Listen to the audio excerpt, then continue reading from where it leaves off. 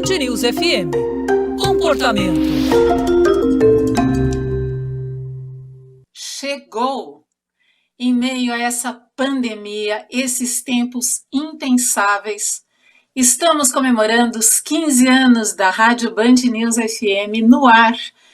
Há 15 anos entrava no ar a sua Rádio Band News, uma rádio jornalística, inovadora, uma rádio que tem um jeito novo de se comunicar, de apresentar notícias e, sobretudo, de dar voz a você, nosso ouvinte.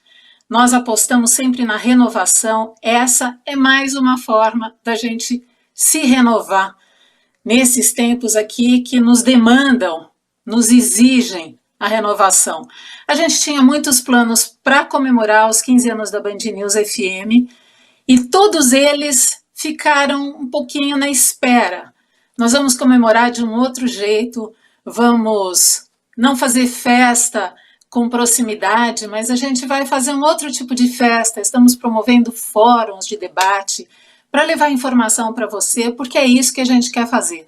A gente quer te informar, a gente quer te ouvir, a gente quer que você participe. Então, por enquanto, o nosso encontro vai ser virtual.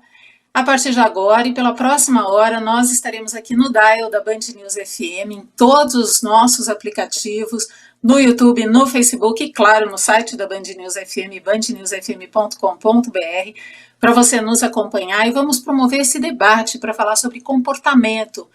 Eu vou começar me apresentando, você já me conhece, conhece muito a minha voz, eu estou na Band News FM há 15 anos. Eu sou Inês de Castro, eu apresento a coluna Dentro do Espelho e apresento o programa Humanamente com o Dr. Daniel Barros também. E eu já fiz uma porção de coisas na Band News e hoje tive essa maravilhosa incumbência. A gente se felicita pela possibilidade de poder falar com você, de festejar com você. E hoje o nosso tema aqui vai ser o comportamento e os nossos relacionamentos em tempos de pandemia. Eu vou começar apresentando aqui os meus convidados, Dr. Daniel Barros, você já conhece muito bem a voz dele. Agora você pode ver também a feição do Dr. Daniel, já viu, né, nas nossas redes sociais. Dr. Daniel Barros é psiquiatra do Instituto de Psiquiatria do Hospital das Clínicas da USP, é nosso colunista aqui no Band News FM, apresenta, como eu falei comigo, Humanamente. Dr. Daniel é formado em filosofia, também é autor de diversos livros, o mais recente é O Lado Bom do Lado Ruim. Ele também é colunista do portal e do jornal Estado de São Paulo.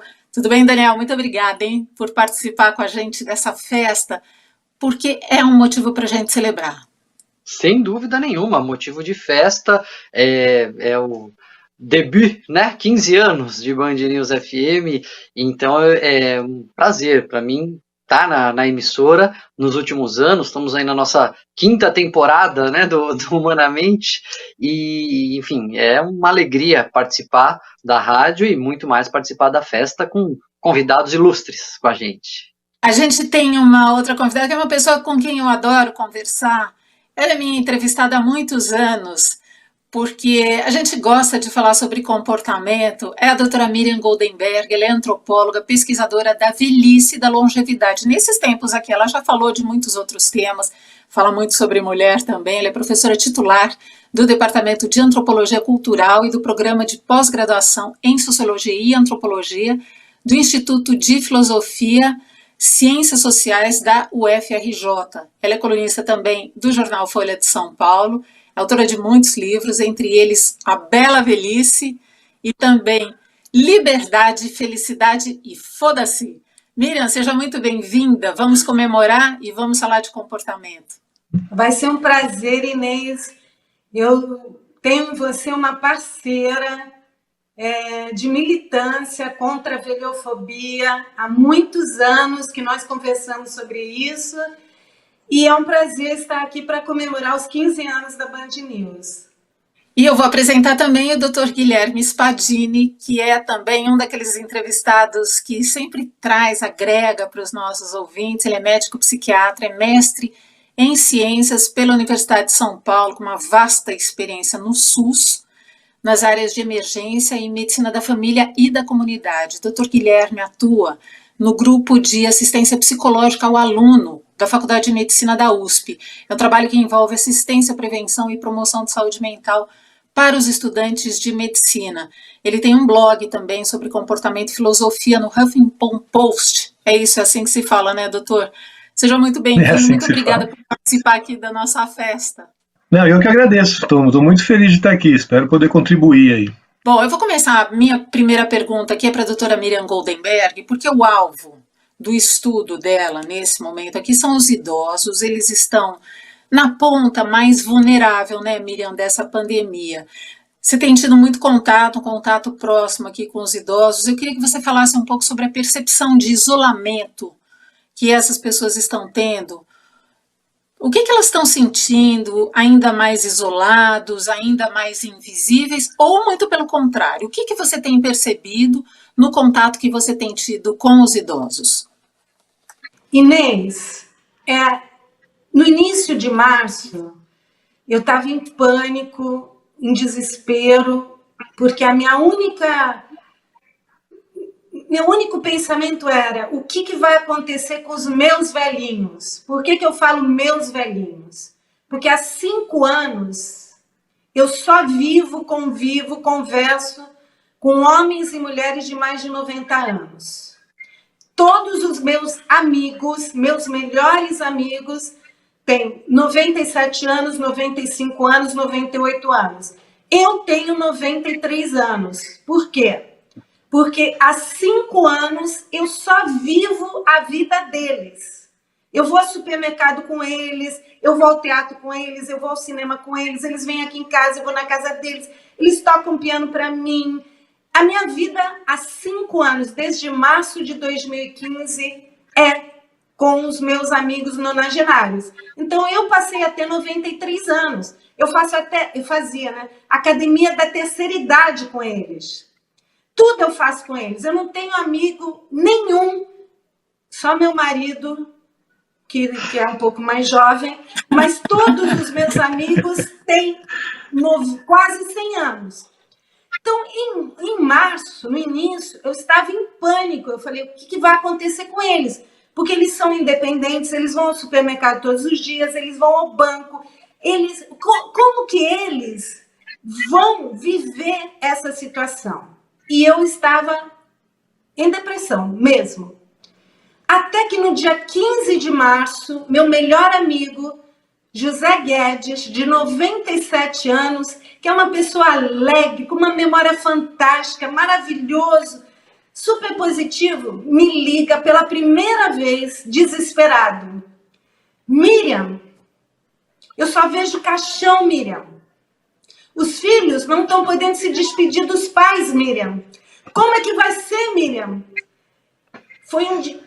Eu nunca tinha ouvido ele tão desesperado. Nessa hora, eu mudei. Eu falei: Guedes, para de ver televisão, para de ver notícia, você não vai fazer nada e não pode fazer nada por quem está morrendo na Itália, na Espanha e no Brasil. Mas você pode cuidar de mim. Você tem que cuidar de mim. Porque eu não vou aguentar essa situação se você não cuidar de mim. Na mesma hora, Inês, ele disse: deixa comigo. E sabe o que? Agora, todos os dias ele me liga, pelo menos uma vez por dia, às 6 da tarde, se não várias vezes por dia. Sabe o que ele faz? Lê os Lusíadas para mim. Que maravilha. Alguns versos, acredite se quiser, ele fala de memória dos Lusíadas, de Inês de Castro, que ele ama de paixão. Eu já sei toda a história de Inês de Castro, porque ele sabe de cor os versos dos Lusíadas. E a gente faz todos os dias um joguinho de palavra. A gente pega a palavra liberdade. Quantas palavras você faz com as letras de liberdade? Dá para fazer idade, dá para fazer ler, dá para fazer várias palavras. Sabe quantas palavras ele faz com liberdade? 140 palavras.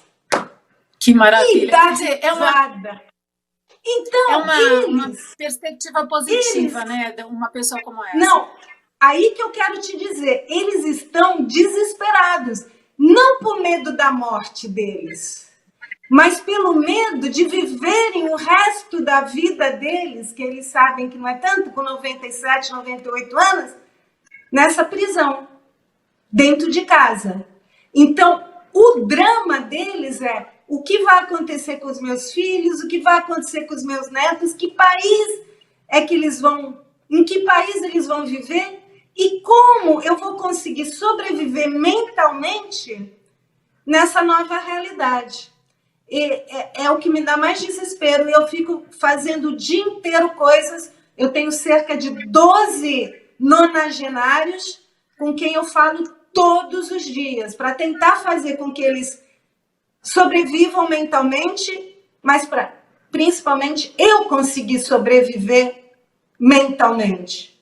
Doutor Daniel, mais do que nunca, o outro parece que virou uma ameaça para nós. A gente foge das pessoas na rua, as pessoas fogem da gente também. A gente, se vem vindo alguém na sua direção, se por acaso você precisou sair, você foge dessa pessoa. A gente controla quem está usando máscara, quem não está usando máscara, quem burlou a lei, quem colocou a gente em risco. Num tempo em que a gente fala tanto sobre empatia, sobre estarmos juntos, porque juntos somos mais fortes, é isso que a gente costuma dizer e repetir muito, né? Esse desafio da convivência, ele é imenso. E ainda tem o desafio de lidar com tantos conceitos novos, como essas palavras que de repente apareceram, né? O lockdown, por exemplo, que aliás é um conceito bastante elástico e difícil de entender também. A gente está vivendo um tempo diferente, o que não significa que nós tenhamos necessidades humanas diferentes e que não significa também que nós não consigamos suprir essas necessidades.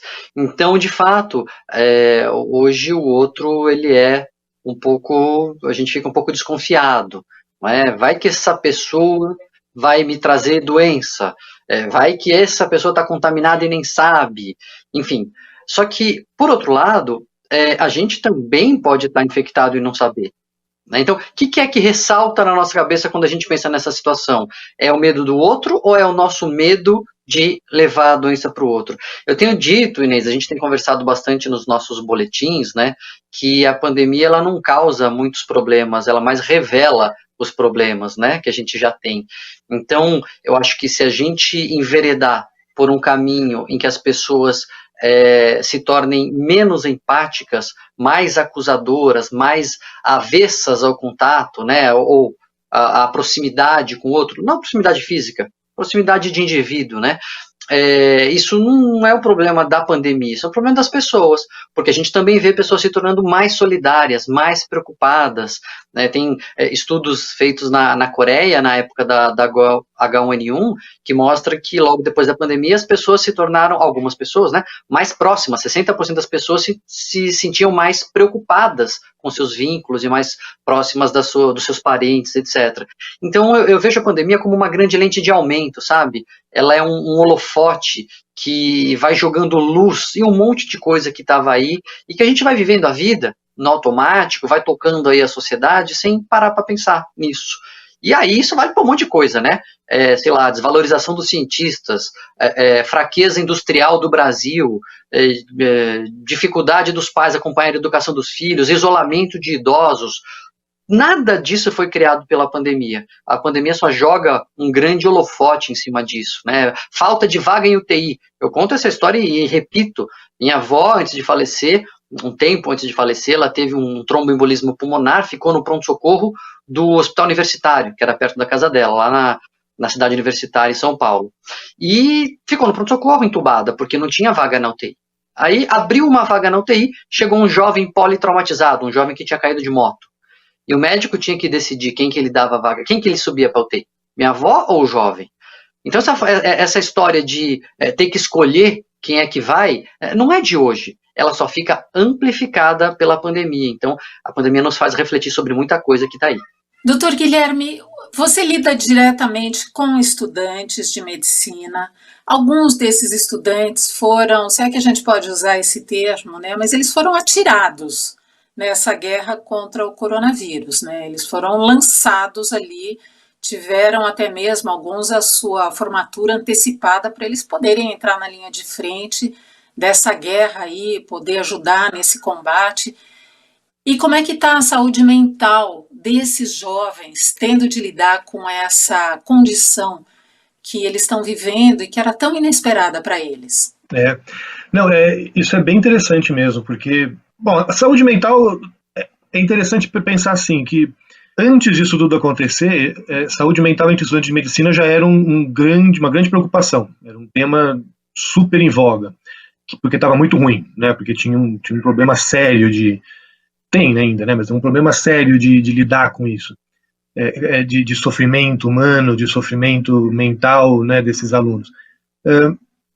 E, em grande parte, é difícil falar em causas, né, tem várias causas, mas assim, uma coisa que eu acho interessante, que eu observava muito nesses alunos, é que tem uma desvalorização desse papel do médico, sabe? Então o aluno, ele entra, às vezes o sonho dele é ser médico, ele entra na faculdade, que lindo, agora entrei na faculdade, toda minha vida vai ser só maravilhas. E aí ele começa a entender, por exemplo, que existiu um discurso de desvalorização mesmo do profissional, que passa tanto por uma questão econômica, uma impressão de que assim, nossa, então talvez eu não tenha trabalho, talvez eu não tenha emprego. Ele ouve dos mais velhos assim, nossa, tá um lixo, tá ruim de trabalhar, tá difícil, ninguém ganha dinheiro.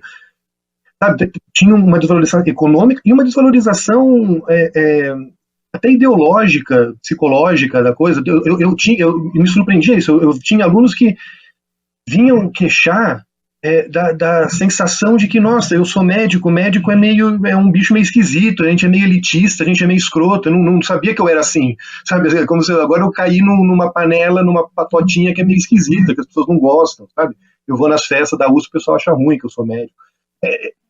Então tem uma, estou pegando bem do ponto de vista do estudante, mas isso acontece com o profissional de saúde, com o médico formado, que você tem um discurso muito forte de desvalorização, sabe, tinha uma coisa da sociedade meio contra essa figura elitista do médico e tal. Eu sempre achei uma coisa meio estranha. Hoje, é engraçado isso, né? Tem um estresse enorme estar lidando com isso, trabalhando na linha de frente, estar lidando lá com o pessoal no HC, por exemplo, onde eu tenho mais contato ali, tem áreas que são chamadas de covidário, né? Tem as áreas onde os pacientes com Covid estão, e muitos alunos se voluntariaram, né? Foram voluntários para ir trabalhar lá e tal. Então, embora tenha um estresse enorme, que eu acho que todo mundo está passando por um estresse enorme, por outro lado, tem uma valorização disso, tem uma sensação de integridade dessa ação, sabe? Desse ato de estar lá trabalhando, fazendo o que tem que ser feito. Eu acho que faz bem para as pessoas, acho que ajuda no sofrimento mental, né? E isso bate um pouco de frente também com uma história que a gente ouvia muito antes, quando trabalhava com esse assunto de saúde mental de médico, que é a ideia da injúria moral, né? Quer dizer, o problema do médico, da dificuldade de trabalho, do alto risco de suicídio, etc., não é só uma estafa, só muito trabalho e tal, mas é essa coisa de que parecia que tinha alguma coisa moralmente errada no trabalho, sabe? De que o trabalho, você não estava fazendo o trabalho que você imaginava que você ia fazer, você estava preenchendo um monte de papel, com medo de tomar processo, ouvindo bronca de chefe, trabalhando com sons, essa ideia de que o trabalho não era aquilo que você imaginava. Eu acho que hoje, por mais difícil que seja trabalhar na linha de frente, para muita gente, é algo que as pessoas sentem mais íntegras fazendo, sabe? Isso acaba até ajudando. Doutora Miriam, muita gente diz que não tem lado bom dessa pandemia, que não adianta procurar porque não tem lado bom nenhum, que é tudo um desastre absoluto.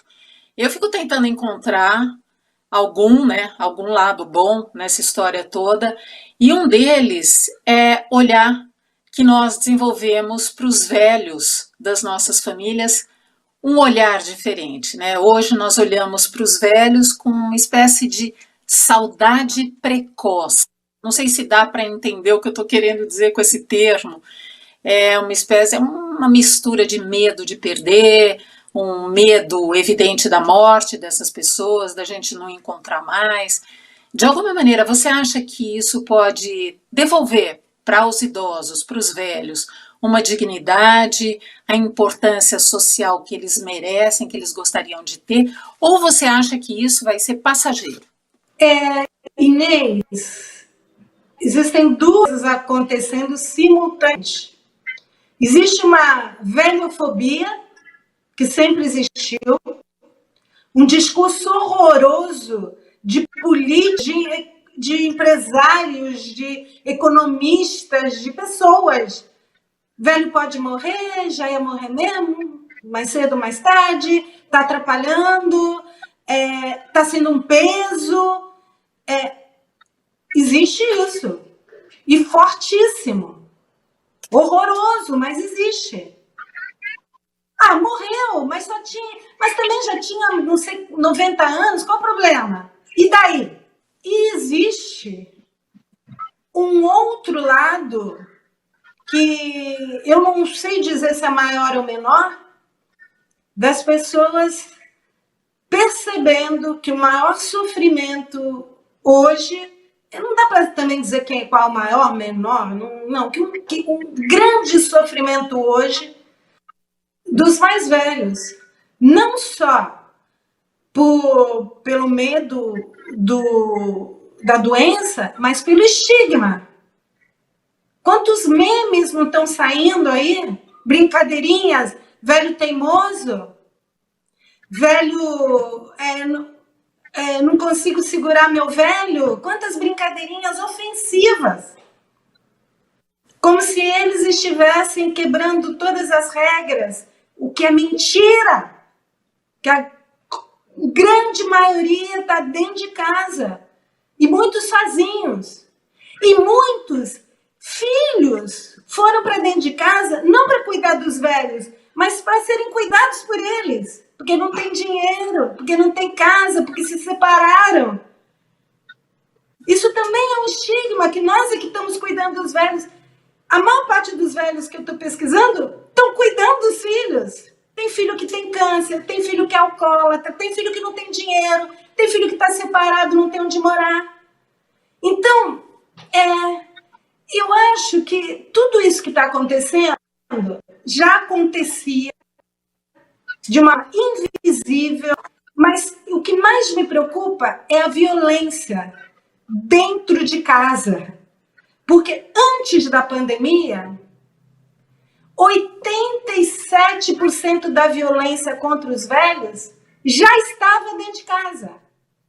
E quem que praticava, estou falando no passado, porque eu acho que agora aumentou, a violência contra os velhos? 51%. Isso do que é notificado. Os filhos. Quase 10%. Os netos. Violência física, violência verbal, violência psicológica, abuso financeiro, xingamento. Então, Inês, eu não consigo enxergar que as coisas estão melhorando nesse momento. Lógico que eu gostaria de passar uma mensagem positiva, mas não estão melhorando nesse momento. Porque de fora vem uma política e um discurso que eu estou chamando agora de velhocídio, de extermínio dos velhos. Pode morrer, não tem problema. E de dentro de casa, lógico que tem filhos, netos, amorosos, lógico que tem. Mas não é o que acontecia antes, em sua maioria, nem é o que está acontecendo agora. Doutor Daniel, a gente tem sido submetido a um desgaste enorme, que está sendo provocado não só pela pandemia, mas pelos debates políticos, tantas divergências, que nos colocam em lados opostos às vezes, né? De gente com quem a gente convive, gente a quem a gente ama, pessoas que são amigas, estão brigando por questões que eu até chamaria de questões desnecessárias, questões que a gente não precisaria colocar na mesa de debate nesse momento, né? Porque elas não vão levar a gente para lugar nenhum. Esse desgaste provoca um estresse, e esse estresse baixa a nossa imunidade, piora a nossa saúde mental, tudo isso que a gente também não precisa nesse momento. Os nossos relacionamentos, eles são assim tão frágeis, por que a gente resiste a não ficar em paz? Por que a gente se joga tanto nessas brigas, compra tanto essa polarização, especialmente nesse momento? O mundo se tornou um lugar mais polarizado, né, Inês? A gente fala muito da nossa realidade no Brasil, mas o mundo, ele se polariza.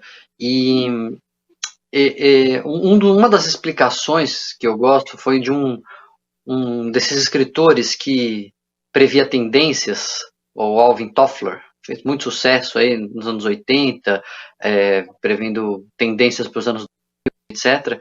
E essa ele cravou na mosca, assim, ele disse que com o mundo se tornando mais complexo, né, com as coisas se tornando assim, a gente compreendendo mais como as coisas funcionam, elas ficam mais complexas, né, evidente. Só que quanto mais a gente compreende e mais complexas elas ficam, mais difícil é de as pessoas em geral compreenderem. Isso empurra as pessoas para os extremos, isso empurra as pessoas para os polos, porque é mais fácil de compreender, é um discurso, enfim, chapado, né, um discurso unidimensional, sem ver nuances, sem ver o outro lado, sem considerar as complexidades, etc. Não, então, assim, todo mundo que é antropólogo é de esquerda, comunista, né? Todo mundo que é médico é de direita, é coxinha, é elite, jornalista serve para mentir, enfim, sei lá, qualquer... Escolhe aí a polarização, tudo é polarizado hoje em dia, cloroquina é polarizado, tudo é polarizado, né? Tudo cai na polarização, máscara, tudo cai nesse universo. E aí, o que acontece? Por que as pessoas brigam, né? A sua pergunta é por que a gente briga tanto?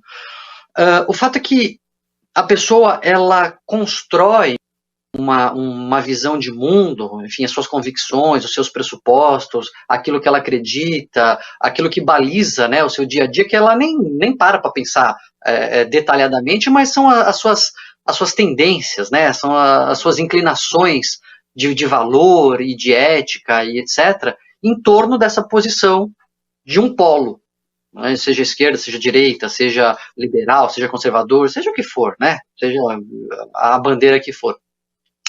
E quando isso é, de alguma maneira, questionado, porque é evidente para mim, pelo menos, né, que o polo não pode estar com toda a verdade, né, que tem verdade no outro lado também não está com toda a verdade, mas enfim, a pessoa se sente ameaçada.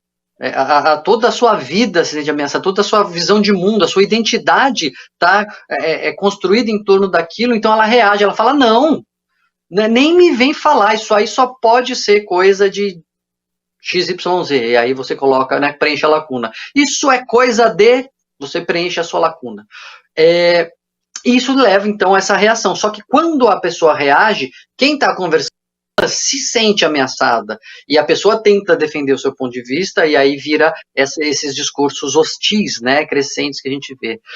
Então, uma sugestão que eu até coloquei uma vez aí no Instagram, que as pessoas gostaram, assim, é uma estratégia de debater, assim, radical. Você vai entrar numa discussão, você tem que partir para a ignorância. Como que você parte para a ignorância?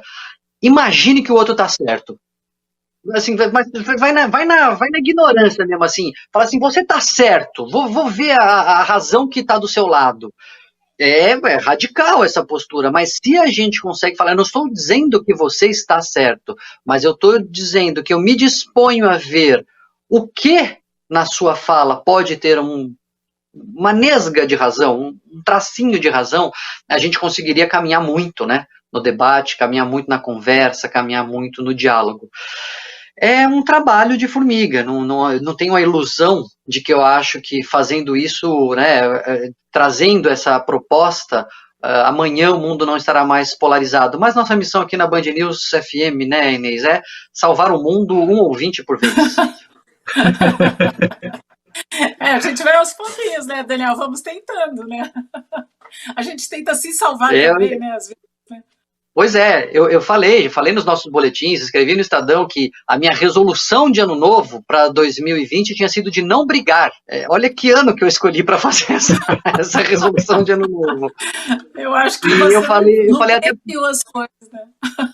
Mas eu falei pro Mitri, eu estava lá no programa de entrevista da Band, lá no domingo à noite, o Canal Livre, E aí, doutor Daniel, mas o senhor conseguiu? Eu falei, é evidente que não, Mitri, mas isso não significa que eu não deva continuar tentando. Então, tenho lido bastante, a gente tem falado no Humanamente sobre comunicação não violenta, né? Eu acho que é uma bandeira para o nosso tempo. Daqui a pouco a gente vai falar um pouco mais sobre comunicação não violenta, porque esse é um tema que me interessa muito e aposto que interessa também para os nossos ouvintes. Doutor Guilherme, eu sei que você gosta de linhas filosóficas. Eu diria que você é um pensador contemporâneo, você debate muito bem determinados temas, e é por isso que eu queria falar com você sobre uma das nossas maiores fragilidades que foram expostas, eu diria que evidenciadas com essa pandemia. O que é que nós estamos tendo oportunidade de aprender, de fato estamos querendo aprender, e talvez a gente consiga aprender. Gostei dessa pergunta aí, porque eu estava cheio de comentários para fazer sobre as outras coisas e dá para fazer tudo nessa pergunta, sobre as coisas que a gente falou até agora. Muito bom. Porque acho que o Daniel falou isso. O Daniel falou na primeira resposta dele ali sobre o fato de que a epidemia mostra um monte de coisa sobre como a gente já funciona que a gente não via, né? Então, pegando esse gancho, por exemplo, do que você perguntou, Inês, sobre os idosos e a saudade precoce, que você falou, que eu achei um termo maravilhoso, poético. Uma coisa que eu acho que isso mostra é que a gente começou a ganhar um pouco mais dessa preocupação, eu acho, pelo menos, não sei se todo mundo, mas dessa preocupação com o fato de que a vida tem fim, né, de que o tempo tem valor, sabe, assim, e a gente, sei lá, quando a gente passa um ano longe do filho, o filho vai para o intercâmbio, claro que a gente sabe que o filho está ganhando um monte de coisa com isso, que é bom para a vida dele, etc. Mas sei lá, um ano da tua vida que você ficou longe do teu filho. Que perda, né? E a gente não pensa muito em termos de uma perda, porque, enfim, a vida é assim, a gente, né, não está o tempo inteiro em contato com as pessoas que a gente ama, não dá, né? A gente tem dependência, a gente vai fazer as coisas e tal, mas de repente, nessa epidemia, eu fico pensando o tempo inteiro nisso, eu fico pensando quantos meses mais eu vou ficar sem ver meu pai e minha mãe pessoalmente, e quanto tempo eu ainda tenho para viver com eles. E eu acho que esse é um pensamento que a gente podia ter sempre, né? Podia estar constantemente, essa urgência da vida podia estar constantemente com a gente, mas nunca está. Porque a gente sempre tem essa ilusão de que a gente vai viver para sempre, né? Então, o que eu deixei de fazer hoje, eu faço amanhã, não tem problema. Eu acho legal, essa é uma das coisas que eu tenho pensado um pouco, assim, que essa epidemia pode ensinar pra gente, com base aí na pergunta que você fez. Agora, acho que tem vários aprendizados. Eu fiquei pensando também, a coisa dos idosos. Acho que a última grande epidemia que a gente teve foi grande epidemia do mesmo nível, acho que foi o HIV, certo? Alguém me corrija, porque teve ebola, teve gripe aviária, teve várias epidemias que foram mais contidas, mas não foi uma coisa... O HIV acho que é o último vírus novo que entrou assim, e que a gente falou, vamos conviver com ele para sempre a partir de agora, né? Faz parte da humanidade, a gente vai ter que viver com ele.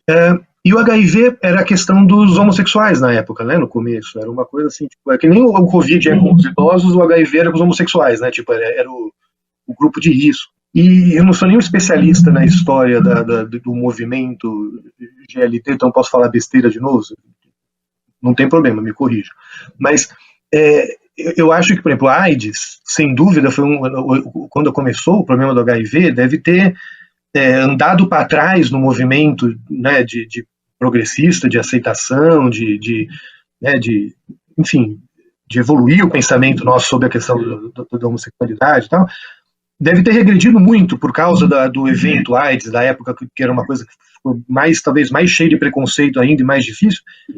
Por outro lado, passou a ser impossível não falar do tema, certo? Foi um tema que assim, a gente começou a vir à tona coisas na sociedade que a gente não podia mais ignorar a partir do fato de que tudo ali ficou em evidência, né? E eu imagino o quanto isso de alguma forma acabou contribuindo também para o quanto a gente evoluiu para pensar nesses assuntos, certo?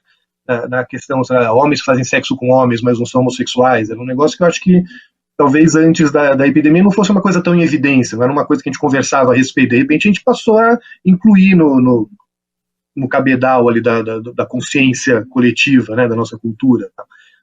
Então, eu estou falando disso para pensar o que isso marcou quando foi a AIDS, e o que talvez isso marque, o que o Covid marca hoje em termos dessa questão dos idosos, dessa questão...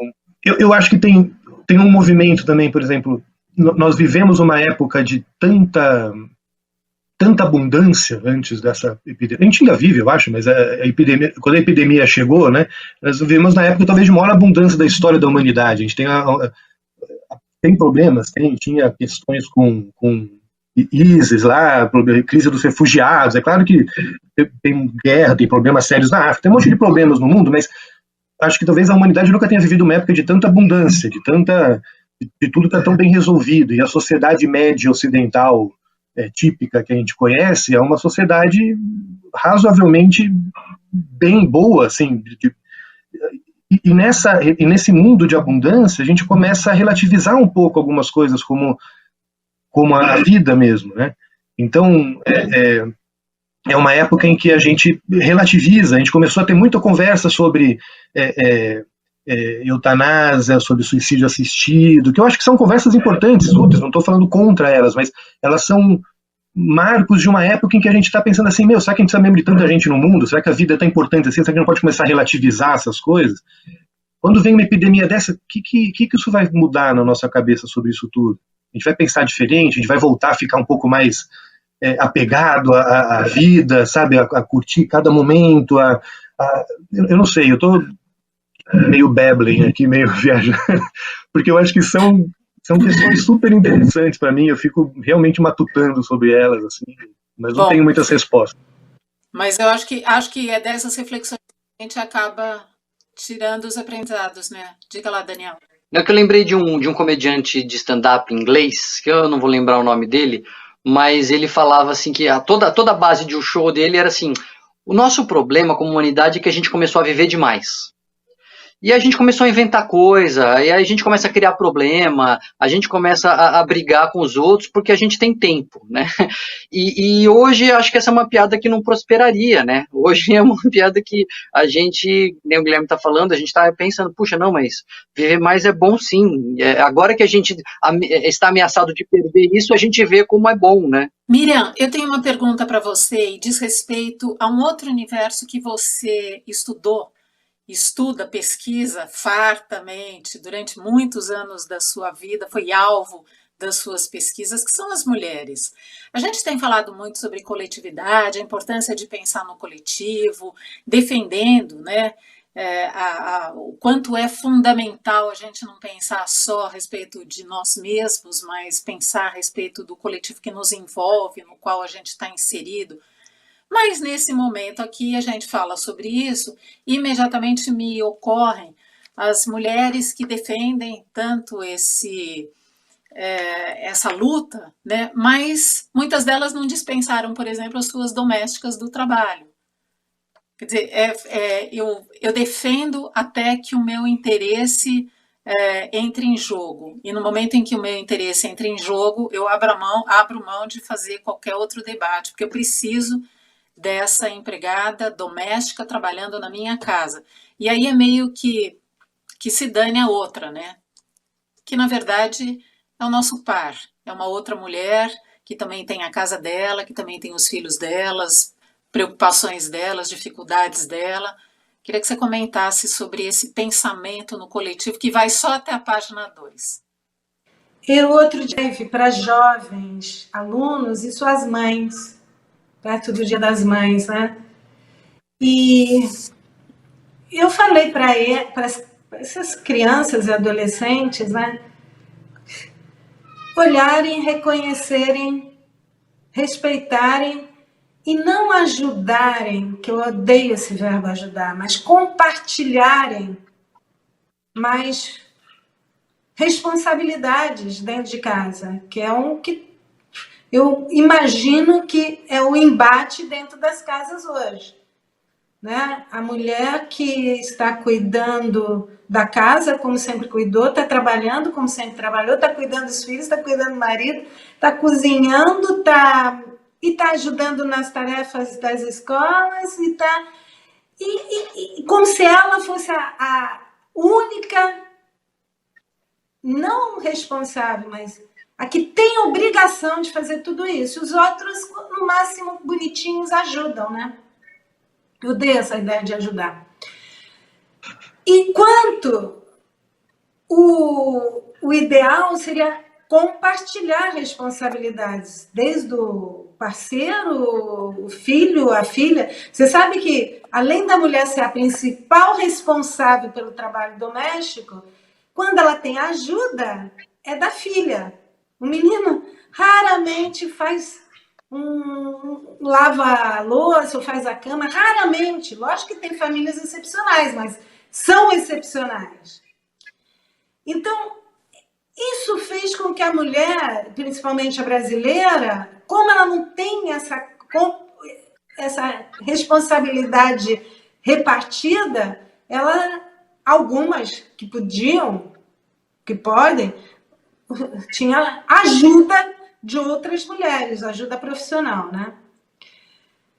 E isso, Inês, eu vou te falar, as pessoas não mudam de uma hora para outra. Eu tô vendo com horror gente posando de biquíni, tomando champanhe. E não estou falando de socialite nem de youtuber, estou falando de pessoas próximas até a mim, vivendo isso sem propósito. Sem propósito, que eu acho que é a melhor palavra. Eu quero continuar olhando para o próprio umbigo. Eu quero continuar minha vida da melhor forma possível. Então, se eu puder ter empregada, se eu puder ter champanhe, se eu puder ter biquíni na piscina, maravilha, e ainda não ter a menor vergonha na cara de postar isso, porque eu teria muita vergonha na cara, muita, de postar bunda, de biquíni. Olha como eu estou. E eu estou vendo, eu não estou falando de pessoas socialites, ricas, milionárias. Estou falando de pessoas que estão olhando para o próprio umbigo. São muitas.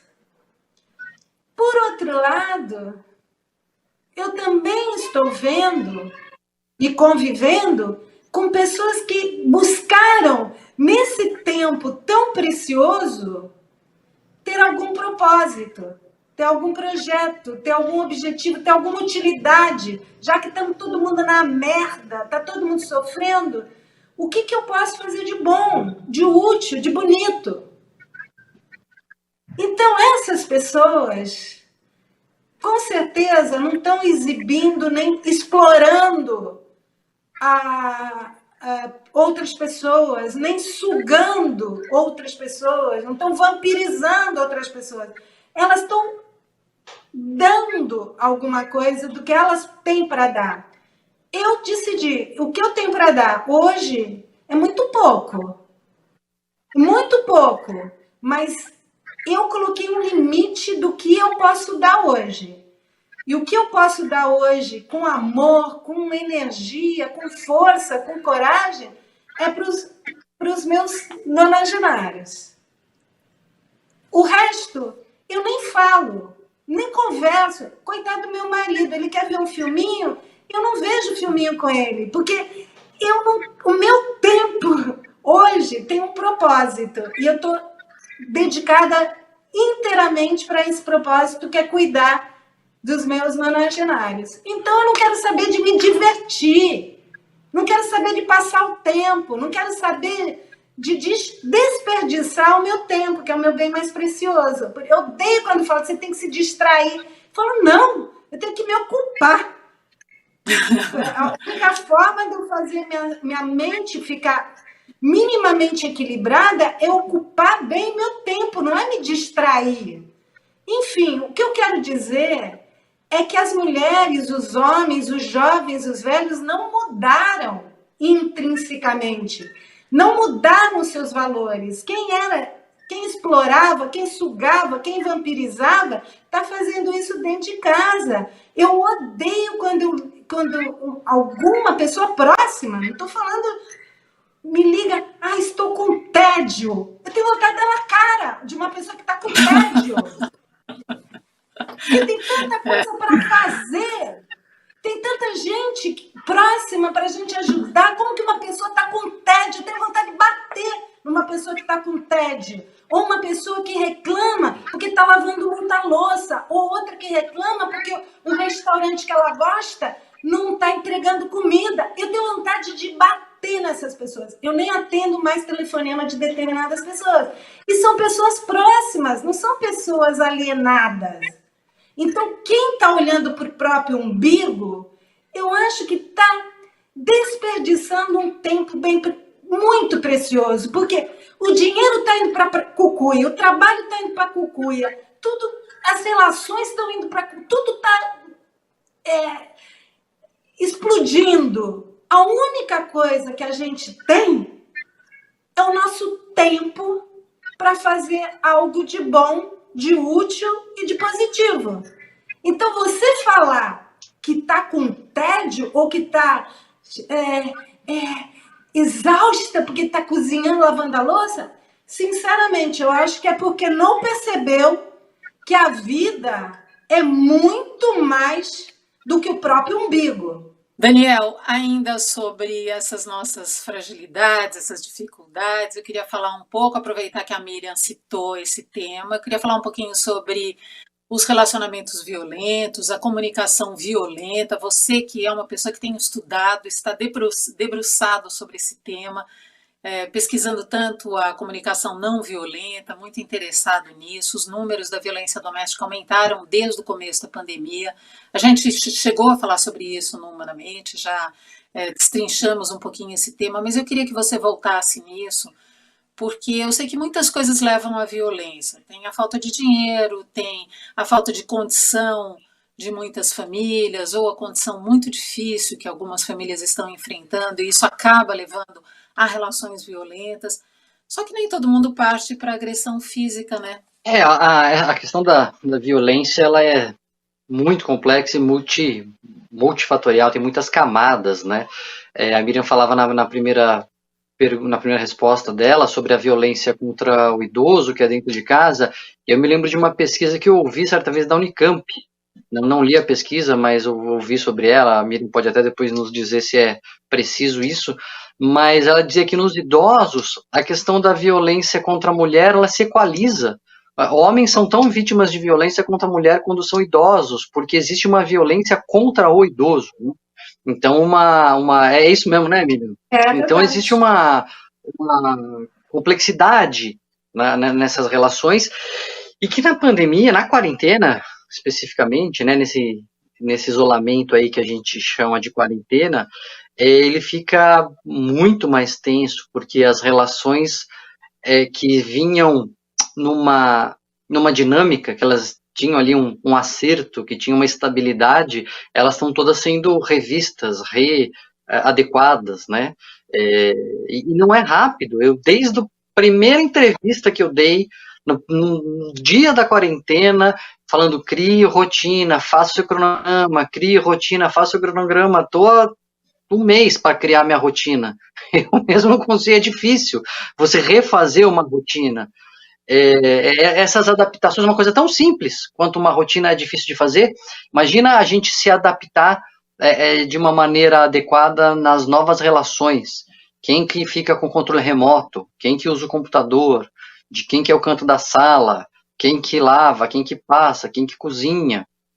Eu tô ouvindo a Miriam falar também, é engraçado, eu sempre conto isso.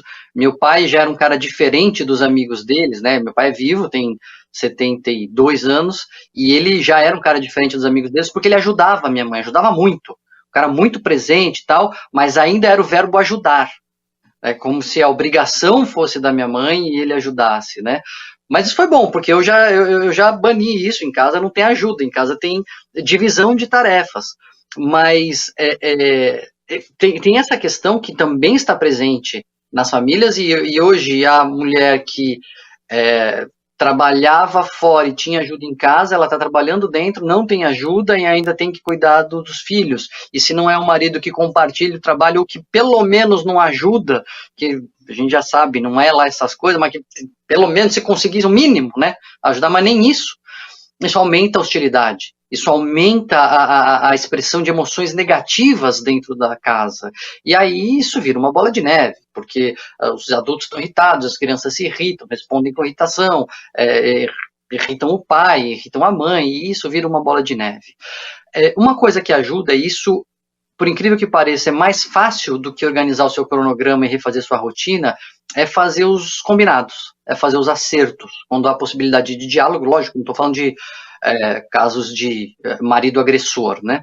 Mas as famílias que estão, família média que está se acertando nessa pandemia, fazer um combinado de quem é a louça, de quem é o sofá, de quem é o controle remoto, qual é a hora de intervalo de cada um para não bater, quem vai usar o computador, eu sou o celular, eu sou o computador, depois inverte, etc. Isso ajuda muito a contornar esse tipo de situação e a minimizar esses conflitos, porque são rotinas mais fáceis de obedecer, porque muitas vezes a rotina, para os meus filhos foi mais fácil entrar na rotina da escola do que para mim, porque a minha rotina não tem um chefe para falar, vai, faz, né, assim, ele não está aqui, eu estou em casa e eu faço as coisas meio que eu que tenho que me forçar a fazer.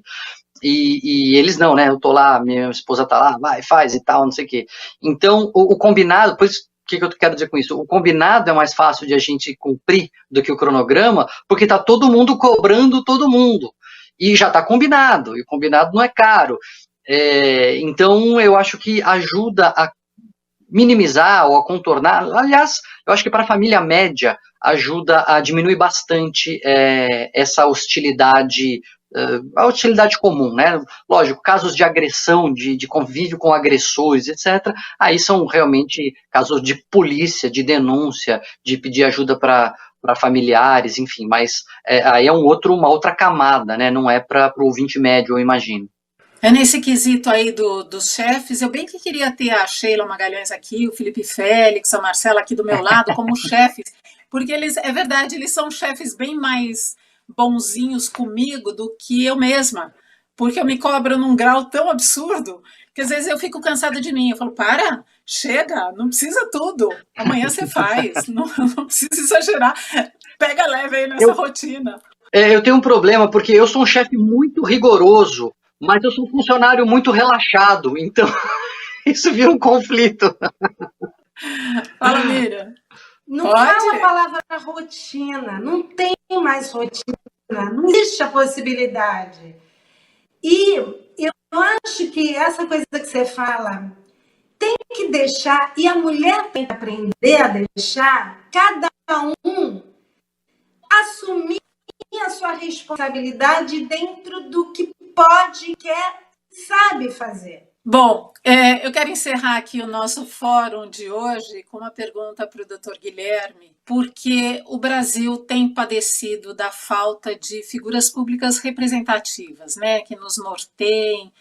Talvez o ser humano precise disso, né, precise de ídolos, de heróis, de personagens que deem caminhos para a gente.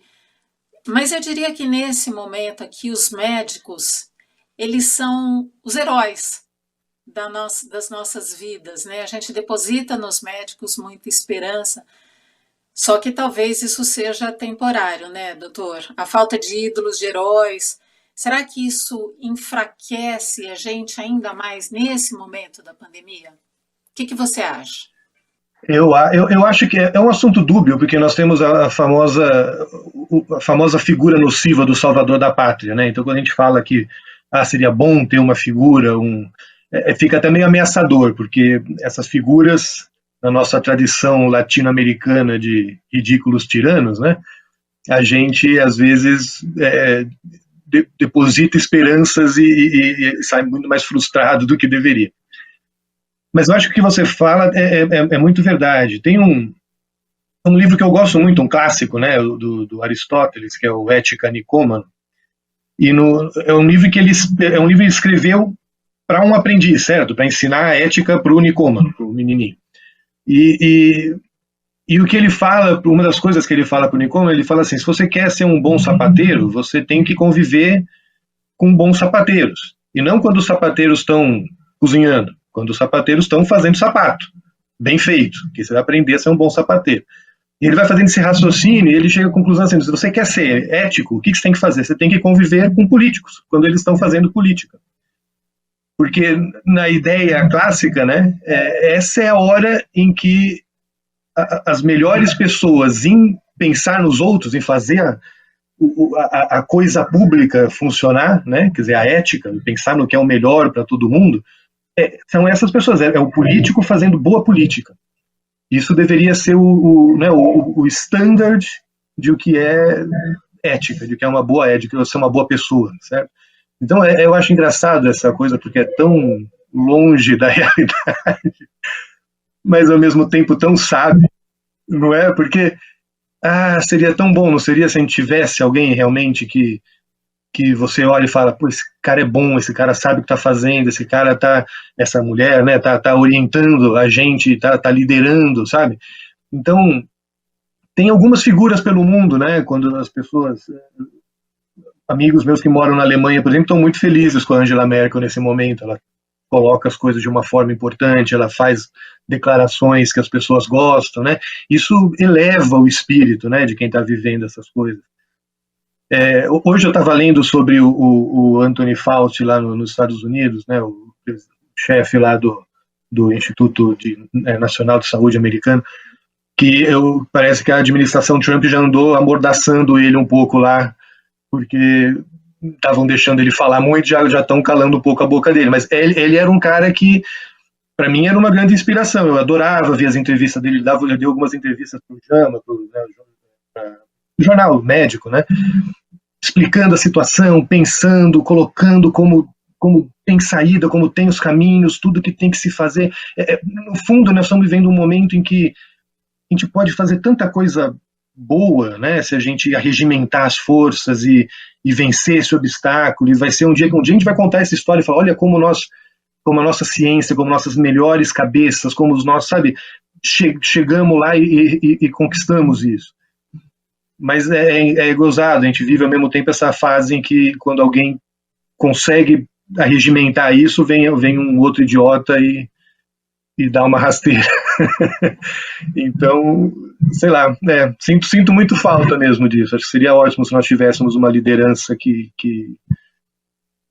nos inspirasse num momento como esse. Bom, é um ótimo momento esse aqui.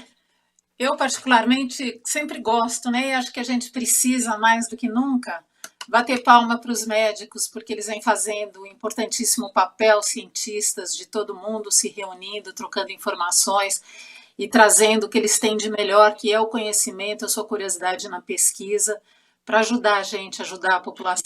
É bom que porque essa é uma parte da pergunta que você fez que eu acabei não endereçando muito, mas queria poder falar também, queria poder dizer assim, parabéns para quem pratica boa ciência, para quem está trabalhando. Eu costumo brincar com os alunos de medicina, que eu falo que medicina em si não é muito, é mais próximo de sapataria do que de ciência. Medicina é uma prática, né? Você tem um protocolo e você vai praticar esse protocolo e vai fazer alguma coisa acontecer. Então, para esses médicos, profissionais de saúde, enfermeiros que estão cuidando de pessoas, parabéns, meus sinceros agradecimentos de toda a humanidade. E para os cientistas que estão lá no laboratório, que estão se debruçando sobre proteínas e vírus e soluções para vacina, mas isso é só é lindo, é maravilhoso. Espero que a gente tenha mesmo algo maravilhoso para apresentar em breve. E é só uma partezinha pequena, uma fagulha de tudo que nós já fizemos. A ciência é a empreitada mais incrível da humanidade.